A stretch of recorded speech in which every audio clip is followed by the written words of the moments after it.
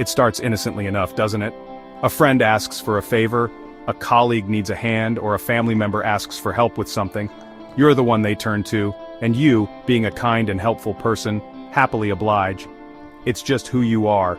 You're someone who doesn't want to disappoint others, someone who doesn't want to say no. But as you keep saying yes to everyone else's requests, you start to feel something inside: resentment, frustration, and eventually, burnout. You start to wonder, why am I always the one doing the giving? If this sounds familiar, you're not alone. Many of us have been conditioned to put others first, to be the helper, the caretaker, the one who always puts others' needs ahead of our own. But here's the problem: when you constantly put others' needs ahead of your own, you start to lose sight of yourself. Your time, energy, and emotions become expendable resources, and before long, the very thing that makes you helpful, your generosity, begins to eat away at your sense of self-worth. This pattern isn't just about being nice, it's about losing your own self-respect. You've allowed yourself to become a person who is taken advantage of, without even realizing it. It's like a slow burn, a little compromise here, a little sacrifice there, until one day, you wake up and realize you've lost touch with your own boundaries. At the heart of it, many of us engage in this cycle because we want to be liked. We want to be seen as good people. We want to feel needed. We don't want to disappoint anyone. The problem is, when you're constantly accommodating everyone else's needs and desires, you forget to prioritize your own. People-pleasing is a dangerous mindset. It feeds off the fear of conflict or rejection. You tell yourself, if I help this person out, they'll like me more. Or if I do this favor for them, they'll owe me, and maybe they'll do something for me in return. But the truth is, most people don't even realize how much you're sacrificing.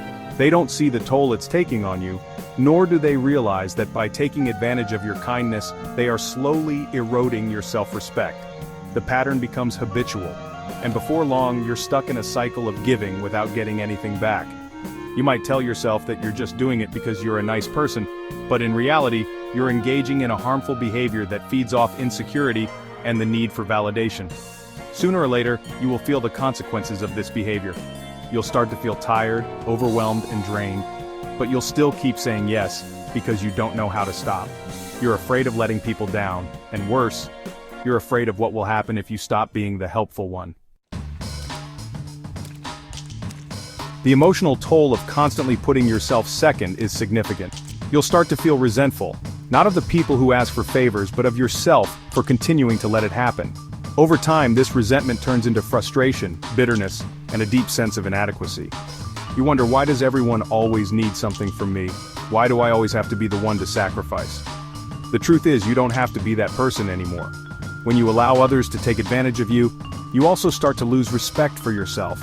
Self-respect isn't just about how others treat you, it's about how you treat yourself. When you constantly let others take from you without giving anything in return, you're sending a message to yourself that your needs don't matter, and that's a message you can't afford to continue sending. At some point, you might look in the mirror and wonder where you've gone. Where's the person who used to feel confident, in control, and respected?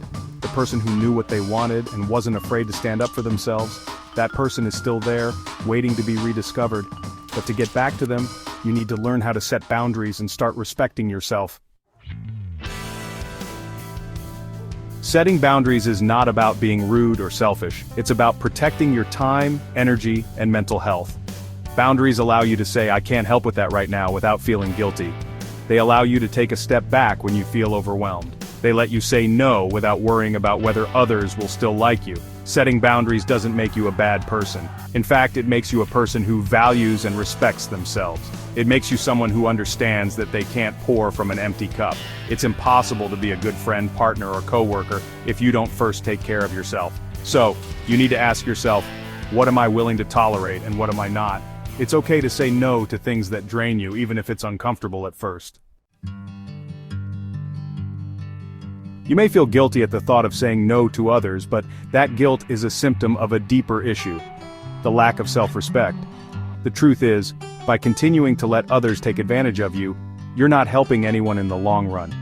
You're simply enabling unhealthy patterns of behavior that leave you feeling drained and unappreciated. It's time to stop letting others take advantage of your kindness. It's time to start respecting yourself.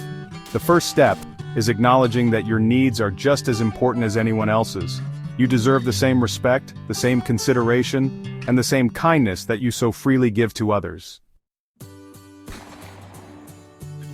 The next time someone asks for a favor or your time, pause for a moment before you say yes. Ask yourself, do I have the energy for this? Is this something I genuinely want to do, or am I doing it out of obligation?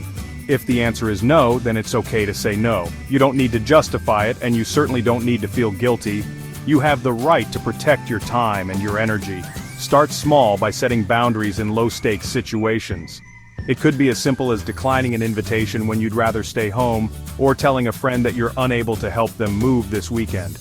Over time, these small acts of self-respect will build a foundation for stronger boundaries in more challenging situations.